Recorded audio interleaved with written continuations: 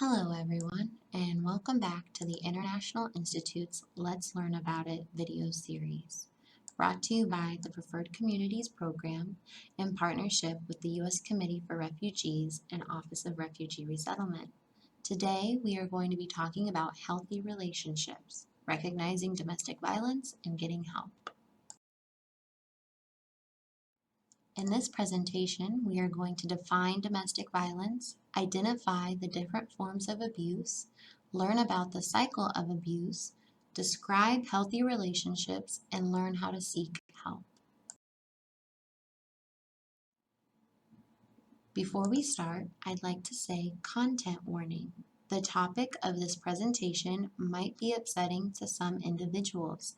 If you feel overwhelmed, please take a break or do what you need to do to cope. Domestic violence is defined as a pattern of assaultive and coercive behaviors used by one individual to maintain power and control over another individual. The key word there is power and control. You might also hear the word domestic violence and intimate partner violence interchangeably. Domestic violence is abuse by a loved one, partner, spouse, or family member, whereas intimate partner violence is abuse by a person whom you have or had a close personal or sexual relationship with. It is important to note that parents can abuse children, husbands can abuse wives, wives can abuse husbands, and siblings can abuse siblings. In the United States alone, 1 in 4 women and 1 in 6 men will experience domestic violence in their lifetime. To understand and recognize domestic violence, we must talk about the different forms of abuse. The first one we are going to talk about is often the most recognizable: physical abuse. Some examples of physical abuse are scratching, biting, shaking, hitting, and throwing objects. Some forms of physical abuse that are less recognizable are withholding food, interrupting sleep, locking someone in or out of the house, and lastly, refusing medical treatment when someone is sick, injured, or pregnant, as well as using weapons against them or killing someone. There are many other forms of physical abuse. These are just some examples. Another form of abuse that can often be the most difficult to talk about is sexual abuse or sexual violence. One thing to point out is that sexual abuse can and does happen within a relationship and marriage. Some examples of sexual abuse are when a partner is frequently jealous and accuses their partner of sleeping with other people.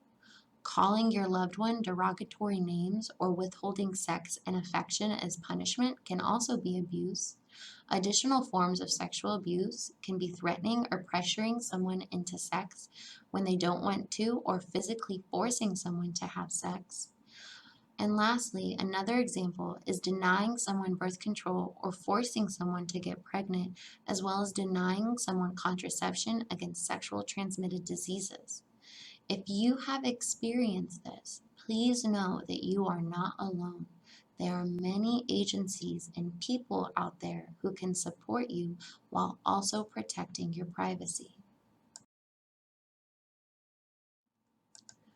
A third form of abuse is emotional abuse or psychological abuse. This form is often difficult to recognize at first, but can sometimes be the most controlling. Examples of emotional abuse are when an individual breaks promises or doesn't follow through on agreements, when someone verbally attacks and humiliates a person in private and in public. Emotional abuse can also be attacking vulnerabilities such as language skills, educational level, parenting skills, or physical appearance. It can be forcing someone to do degrading things, stalking them, threatening to leave them, or telling them to leave.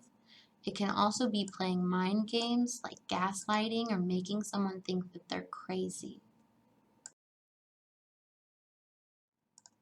The last category of abuse is economic abuse. Economic abuse can also be hard to detect. An example of economic abuse is that the partner controls all of the money and does not let the other person have access. It can be refusing to work or refusing to let someone else work.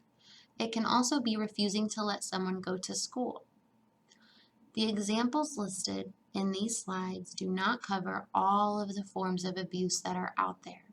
The goal of listing them and giving examples is to hopefully help you identify when abuse is happening and encouraging you to seek support when and if needed.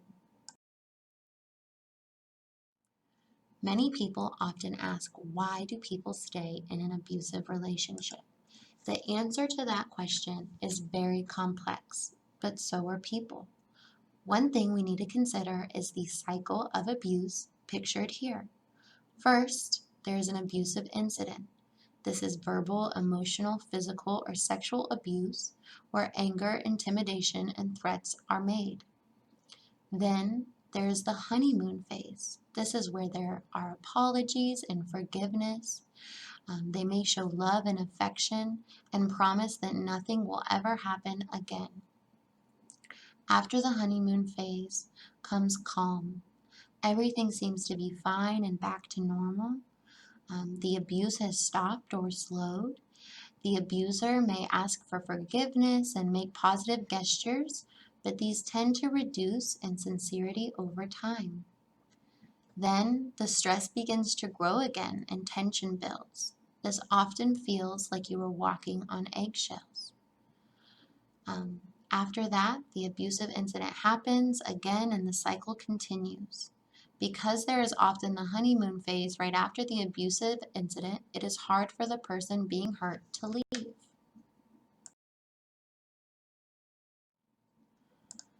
All relationships look different, but should have the same foundation. Those foundations are often communication, boundaries, equality, respect, and trust. This is what makes a healthy relationship. The chart below is a spectrum, meaning it is not all or nothing, and it does not cover everything. Some examples of this would be communication. In an abusive relationship, if we are communicating, we are hurting or insulting. We get physically violent and we use mind games and lies. In an unhealthy relationship, problems are always turning into fights.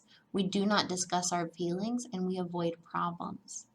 In a healthy relationship, everyone can express their feelings, everyone listens to each other, and we can compromise. In boundaries, a healthy relationship is we can do things apart, we respect each other when we say no, we encourage and support one another. In an unhealthy relationship, we only spend time with each other, we pressure each other into doing things we don't want to do, and we go through each other's phones. In an abusive relationship, we prevent each other from going or visiting family and friends. We do not respect the physical safety of each other, and we force each other to do things we are uncomfortable with. The last three examples are equality, respect, and trust. Take some time to pause the screen and read over these examples. I hope that they are helpful to you. Relationships are difficult. If you feel unsafe or unhappy, please know that you are not alone and there are people who can help. If you are unsure if you are in an abusive relationship or an unhealthy relationship, there are people you can talk to. You can call the Domestic Violence Helpline at 1-800-799-7233. That's 1-800-799-7233.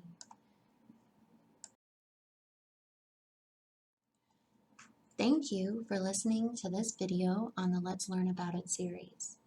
Please remember that this video did not cover all of the complexities of an unhealthy and healthy relationship. It was more to just give some basic information and provide some resources if needed. Please remember that you are not alone. If you would like to watch the next video, please stick around as we have many more topics to cover. Thank you.